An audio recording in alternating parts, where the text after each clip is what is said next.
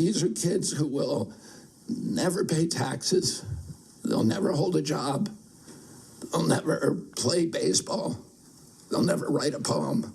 They'll never go out on a date. And we have to recognize we are doing this to our children.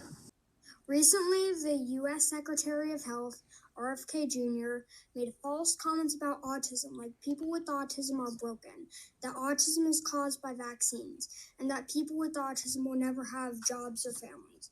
But that's not true. I have autism and I'm not broken, and I hope that nobody in Princeton Public Schools believes RFK Jr.'s lies.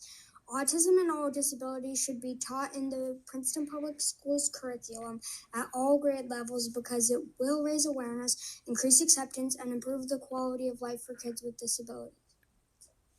But first, here's a quote from a Changing Perspectives article called Disability Inclusion in Education. A truly inclusive environment does not value one marginalized group over another. Instead, it recognizes the unique backgrounds of all members of the community, including but not limited to cultural heritage, religion, socioeconomic status, sexual orientation, gender, disability, or any other differences. Princeton Public Schools already recognizes Autism Awareness Month, but not much. There are posters in the cafeteria that say to be kind and inclusive.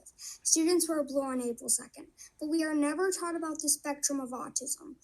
Kids need to be taught more about the different kinds of autism, that autism is a natural variation in the genes that you are born with, not caused by vaccines, and about successful people with autism.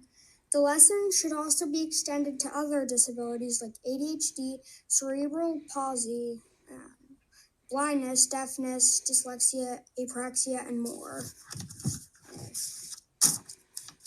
This is important because it will teach kids how to accept people with disabilities. Accepting someone means really understanding someone for who they are and not minding their differences. I want everyone to know that people with autism and other disabilities are not tragedies, but just different, like all people. If everyone understood more about autistic people and about other people with other disabilities, they would know more about how to treat them, what their lives are like, and that they don't need to be fixed or cured. This will help kids with disabilities have a better life. When people are aware of disabilities and are accepting them, they will have friends and less bullying.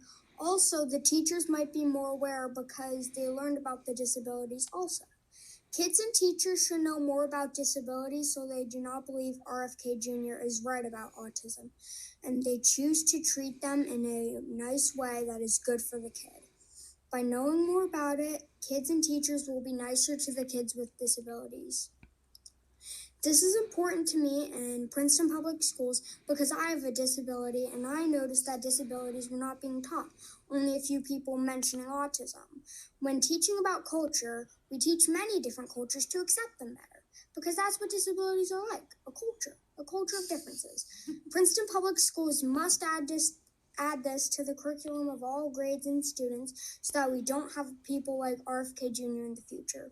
I want to end with the district mission statement. Our mission is to prepare all of our students to lead lives of joy and purpose as knowledgeable, creative, and compassionate citizens of a global society. Adding disabilities to kids' education will make them knowledgeable and compassionate and help kids with disabilities to lead lives of joy and purpose.